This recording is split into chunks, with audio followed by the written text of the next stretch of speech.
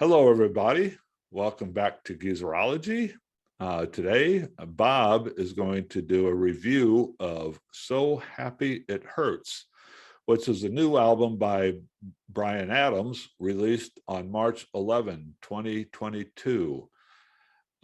This is our new music from old friends series, but as Bob will tell you, Bryan Adams is actually a new friend to us. Neither one of us know much about Bryan Adams, except know that he's been around for a while.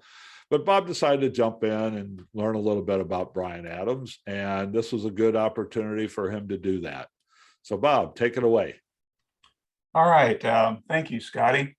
So I can't say that Bryan and I are going to be friends when I'm done with this, but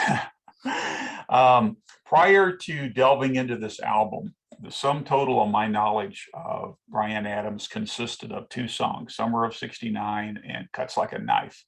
And I know those songs only because they're in constant rotation on classic rock radio stations. So over the however many decades, I've probably heard those songs hundreds of times maybe. And neither of those songs ever compelled me to dig into Bryan Adams' discography, other than the fact that I know his name and I knew those two songs, and that was it. So when I saw they had a new album coming out, I thought, hey, we're doing this thing where we're looking at new music from classic artists. So I'm going to do my due diligence and take a look at it. So I did, and I want to give you now my impressions of it. So some sources say this is his 15th studio album. Others say it's his 16th. So pick whichever one makes you happy. Bryan Adams is a Canadian rock artist, not to be confused with country artist Ryan Adams. Okay. So anyway, we are talking about Bryan Adams, not Ryan. Just interject. We learned a little while ago that Bryan Adams and Ryan Adams actually also share a birthday, right?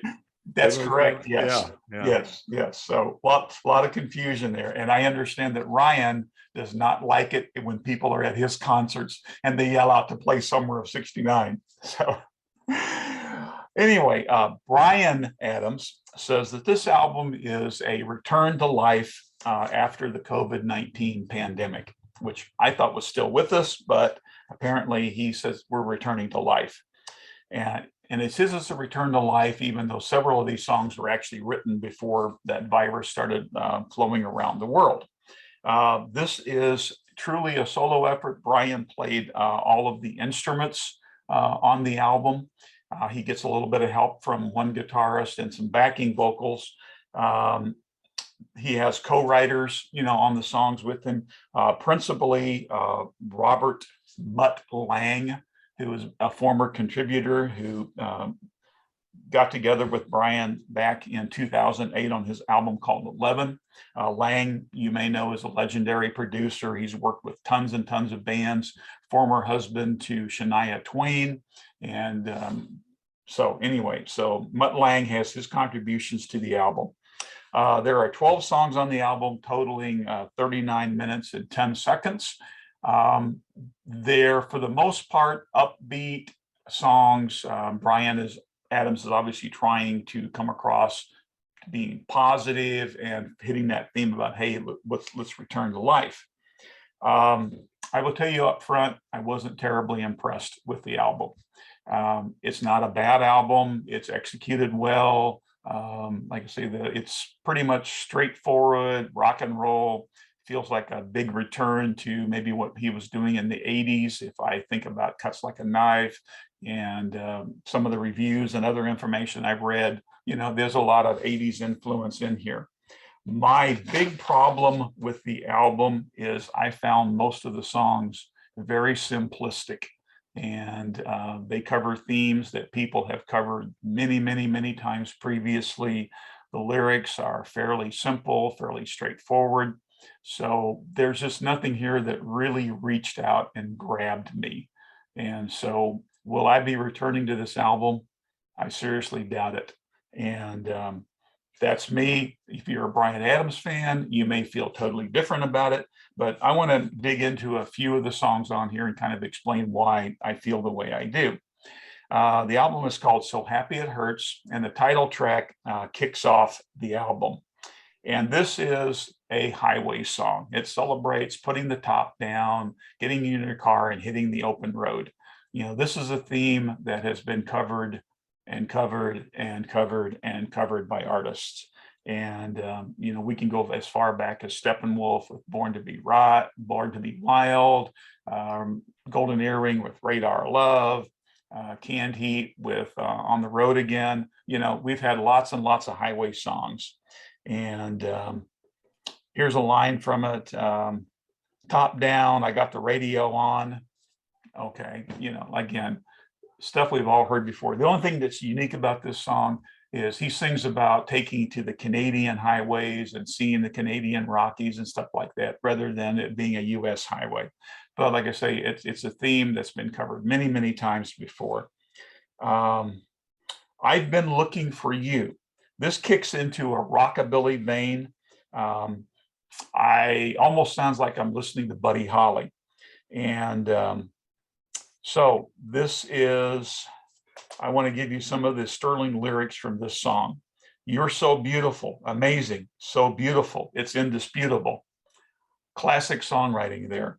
Interestingly, this song is left over from the songwriting sessions he did for Pretty Woman, the musical.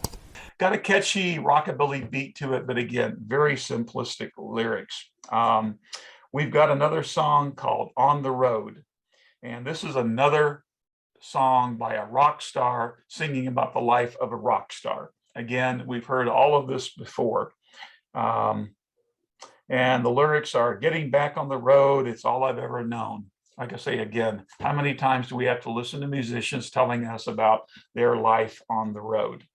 Halfway through the album, we get a little bit of comic relief from Monty Python member John Cleese, who does a riff on a takeoff of the biblical story of Genesis, only it has God realizing that after he created the world, he doesn't have rock music in it. So he sends an angel down to create kick-ass rock and roll, which is hence the name of the song, Kick-Ass. And I can see 16-year-olds, you know, in their bedroom in front of a mirror, practicing their air guitar riffs in front of this song. And it's probably going to be the opener now for Bryan Adams concerts. And, you know, it is a driving rock and roll song, but here, again, we get the lyrics. If you want to blast, let's kick some ass. If you need a rush, grab your favorite crush. And then I'm just going to throw this song title out there with no comment and let you just bask in it. I ain't worth shit without you. Okay, so I don't feel that needs any commentary. Now, full disclosure, folks, that's as far as I got through this album. There were some songs left over that I never even got to. And I tried several times. I really tried to listen to this album in its entirety. I just couldn't take it seriously. Okay. Could it be fun to listen to? Yes. But there wasn't just anything that really compelled me to come back to this. You know, earlier I talked about Jethro Tull's new album and how captivated I was by that, how that album is now in my rotation. This is one that I'm not going to go back to. There's just no there for me. And before I end this, I've got really nothing more to say about this album, but it does raise a philosophical question that I'm going to kind of throw out there for you folks. Back in the old days when we had to buy physical music, a lot of times you took a chance on something and bought it without really knowing anything about it. And you took it home and kind of went, oh, I guess I really shouldn't have bought that. But because you plunked down hard-earned money, you know, you might have been compelled to stick with it and see if you could find some redeeming qualities. And there's a lot of music that I had that initial reaction to, but I came back to it because I, you know, paid for it and I learned to appreciate it. Now that we've got the streaming services, you know, if you're paying for a streaming service, are you really going to invest in the music? This one didn't do anything to me. I'm not going back because there's no reason for me to invest in it. And it reminds me of when my kids were still living with me, especially in high school. They'd be in the car with me, and they're listening to the radio. And if a song came on, they might give it 5 seconds. I don't like that. And they'd hit the button for another station. And they were just constantly doing this roulette wheel thing of, I don't like that song, I'm going to go to another one. And I'm like, will you, for God's sake, stick with it and give it a chance? So that's the philosophical question. Is there music out there that we're not going to give a fair chance to because we have no investment in it? If you have a streaming service and you're not worrying about spending the money and you want to hear just some simplistic, straight ahead rock and roll music, give it a listen. You might find something there. I didn't. So that's it, Scott. Yeah, I know what you're saying before I get into my reaction to Bryan Adams' album. I know what you're saying about, not having a real investment in this, so you don't go back where in the old days sometime. But that happened to me with a couple of albums I remember. I remember one in particular, it was a Yo La Tengo album. I bought the CD one time because I'd read something about Yo La Tengo, didn't know anything about them or anything, but I bought the album and I listened to it and it's okay. I put it away. Never gave it any much thought. And then at some point, months or even a couple of years later or whatever, I just stumbled across it when I was going through my CDs looking for something. I stumbled across it and said, oh, wow, I forgot about this. I put it in, I started listening to it, and I loved it. But that's because, I just stumbled across it. It wasn't because I was out searching for anything like that. But you don't really do that now with everything being on a streaming service. It's like the only way you're going to do this again is if you go do a search for Bryan Adams. But why would you do that, right? Exactly. My reaction to this was pretty much the same as yours, and I'm in the same ballpark with you. I've always heard the name Bryan Adams. I've heard a couple of the songs over the years, and I know that he's been around forever, but I never knew much about him, except just a couple of songs. Nothing about those couple of songs I knew grabbed me. And I listened to this album and I found nothing offensive here. I found nothing that I hated. I found nothing that I disliked. I just didn't find anything at all interesting about it. It's like, it's just kind of there. It's kind of, if one of these songs, if you're listening to the radio and one of these songs came on the radio, it would probably just kind of dissolve in the background. I wouldn't pay much attention to it, but that's pretty much to me what this album is. And I have to say, my impression of Bryan Adams, there's nothing that I heard here that surprised me. This is kind of what I've always thought Bryan Adams probably was. And I guess, I don't know.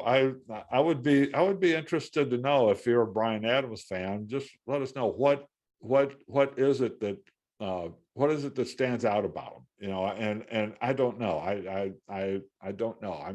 He seems to be a competent musician.